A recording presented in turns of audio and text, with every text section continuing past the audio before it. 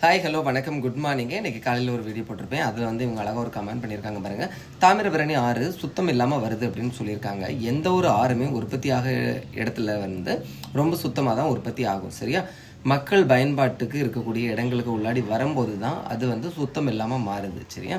இதுக்கெல்லாம் காரணம் யாருன்னு நீங்கள் நினைக்கிறீங்க? அரசியல்வாதியா இல்லை அரசியல் சார்ந்த நிகழ்வுகள் நீங்கள் நினைக்கிறீங்களா? சத்தியமாக அதுதான் இல்லை. இதுக்கெல்லாம் காரணம் யாருன்னு பார்த்துட்டிங்கன்னா நம்ம தான் காரணம். என்னென்னு பார்க்குறீங்களா?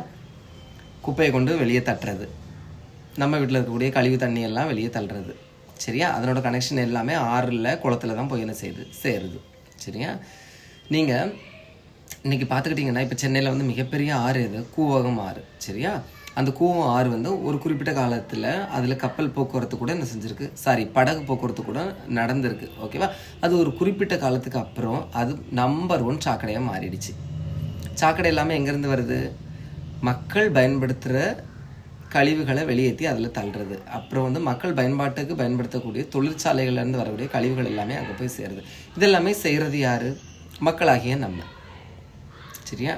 இப்போ சின்ன எக்ஸாம்பிள் பார்த்திங்கன்னா, உங்கள் வீட்டுக்கு பக்கத்தில் ஒரு சின்ன ஓடையோ ஒரு ஆறோ ஓடுது அப்படின்னா, அது பக்கத்தில் வீடுகள் எதுவுமே இல்லை அப்படின்னா அந்த தண்ணி வந்து ரொம்ப அழகாக தெளிஞ்சு போகும். அது பக்கத்தில் வீடுகள் இருக்குதுன்னு நினச்சிக்கோங்களா, அதில் இருக்கக்கூடிய சாக்கடைகள், அதாவது நம்ம வீட்டில் உள்ள சாக்கடைகளை உடனே நம்ம என்ன செஞ்சுருவோம், அந்த சின்ன ஓடைகளில் கொண்டு விட்டுருவோம். அதுக்கு ஒரு சின்ன ஒரு பெஸ்ட் எக்ஸாம்பிள் என்னென்னு பார்த்துட்டிங்கன்னா, எங்கள் ஊர் பக்கத்தில் சிஎம்சி ஸ்கூல் இருக்கும் பார்த்துக்கோங்க. அதுக்கு ஃப்ரெண்டில் ஒரு பெட்ரோல் பல்க் இருக்கும். அதுக்கு பக்கத்தில் சின்ன ஒரு ஓடை வரும், சரியா?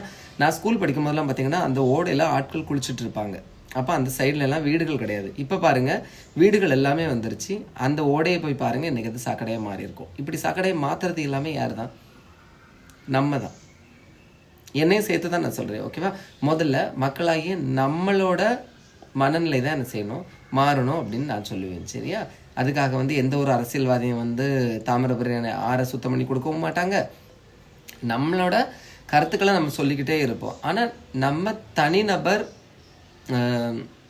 தான் என்ன செய்யணும், அதை வந்து நம்ம திருத்துறதுக்கு என்ன செய்யணும், முயற்சி பண்ணணும். இது என்னோட தனிப்பட்ட கருத்துங்க. இதை பற்றி நீங்கள் நினைக்கிறீங்க? இது மறக்காமல் கமெண்ட் சொல்லுங்கள். செலக்ட் பண்ணுங்கள். தேங்க்யூ.